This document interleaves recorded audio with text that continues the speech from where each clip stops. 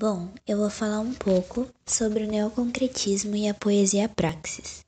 Vou começar falando sobre a arte neoconcreta e esse movimento. No final da década de 50, os artistas cariocas, que faziam parte do concretismo, fizeram uma revisão crítica em bloco de sua postura anterior. Denunciaram o excesso de dogmatismo a que tinham levado o concretismo, fazendo arte segundo receitas e que terminava, em vez de integrar a arte na vida, submetendo-a a um esquema de produção de potencial crítico e artístico zero. Duas outras exposições nacionais de arte neoconcreta ocorreram nos anos seguintes, uma em 1960 no Ministério da Educação do Rio de Janeiro e outra em 1961 no Museu de Arte Moderna em São Paulo. O que é o neoconcretismo? O neoconcretismo surge como uma reação ao excesso de racionalismo do concretismo e pontua a reabilitação da subjetividade no processo criativo artístico. Foi o responsável pelas principais transformações no campo das artes visuais no Brasil, como a superação dos suportes tradicionais, a proposta de novos meios para a criação artística, uma modificação radical na recepção de obras de arte e um novo modo de escrever. Sobre esse movimento neoconcreto, o estilo absorve as tendências de correntes abstracionais modernas das primeiras décadas do século XX. É uma arte concreta europeia, possui suprematismo e construtivismo soviéticos. O programa concreto parte de uma aproximação entre o trabalho artístico e industrial. Vamos citar alguns dos influenciadores desse movimento.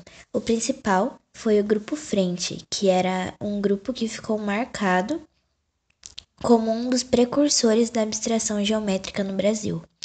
Apesar de informados pelas discussões em torno da abstração e da arte concreta, com as obras que trabalhavam no registro da abstração geométrica, o grupo não se caracteriza por uma posição estilística única. Sendo assim, eles criavam um elo entre seus integrantes e queriam a rejeição à pintura modernista brasileira de caráter figurativo e nacionalista. Para os artistas do Grupo Frente, a linguagem geométrica é, antes de qualquer coisa, um campo aberto à experiência e à indagação. O grupo estabelece uma relação entre forma e poesia e desenvolve-se, então, estruturas poéticas construtivas. Um dos grandes influenciadores também era o Hélio Oiticica, que fazia parte, ele era um integrante do Grupo Frente, e ele realizava pinturas com planos monocromáticos que gradativamente se transformarão nos relevos bilaterais e relevos espaciais. Suas obras, desde o início, conterá reflexões poéticas, referências, fundamentos e posições críticas. Em 1960, ele realiza o primeiro Penetrável, que era labirintos que apelam à integração total com o sentido do espectador. Sobre a poesia praxis, nascida em 1962, a poesia praxis foi um movimento que surgiu a partir da dissidência de um grupo de poetas que compunham o concretismo. Sendo assim, a poesia praxis surgiu como uma ruptura aos moldes do concretismo, tais como o formalismo e o culto pela forma propriamente dita, representado pela palavra objeto, que seria a palavra de ordem. O marco de fundação deste movimento foi a publicação do livro Lavra Lavra, de Mário Chamier, e o primeiro documento teórico de sua instauração foi o intitulado Manifesto Didático. Em contraposição ao formalismo concretista, a poesia praxis é considerada como uma matéria-prima capaz de ser transformada, possuindo o aspecto dinâmico.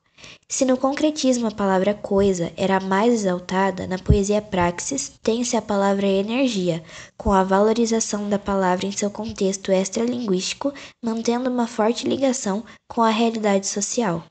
Esta modalidade não se caracteriza como algo fechado, muito pelo contrário, permite a interferência do leitor com a abertura para múltiplas interpretações.